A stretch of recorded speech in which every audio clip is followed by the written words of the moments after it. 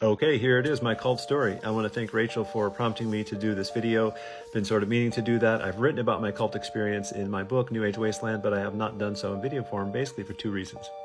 First reason is that it's obviously a vulnerable thing to talk about. I personally feel some shame about it, even 25 years later, that I was sucked into a high demand group. And the second reason is that it's obviously a very personal thing. Even my friends and my family do not know most of the details about this episode of my life. With all of that said, I think it's important to share these kinds of stories so that people who are involved in a similar situation or have been can learn from their experience, and we can learn from each other. However, I'm not going to, in this video, spill all the tea, as they say. I'm just going to provide the important details and elements that I think might be useful to others. So here's the story. Like a lot of people who get involved in these kinds of groups, I was in a kind of vulnerable position. I was going through a lot. So in my early 20s, I was trying to start a new career. I was thinking about maybe moving to a new town. I was breaking up with my girlfriend. We both knew it was for the best, but we were still kind of confused. On top of that, I was in a very spiritually experimental phase. I was doing a lot of psychedelics. I was doing a lot of yoga. I was doing a lot of reading of mostly of metaphysical and New Age literature. In fact, it was at a New Age bookstore where I first saw the flyer for this guy who became the cult leader, who was giving at the time tarot readings or psychic consultations. My sort of girlfriend at the time was the first to go, and after a few sessions, this guy told her that he offered up this spiritual practice called The Process that was essentially Kundalini Tantric Yoga.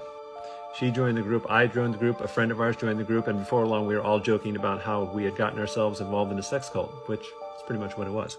The Process, as it was called, essentially consisted of two different parts. The first was me just going in and talking to my female teacher, who was the partner of this male teacher, about my life, about my relationships, about my struggles, about my dreams.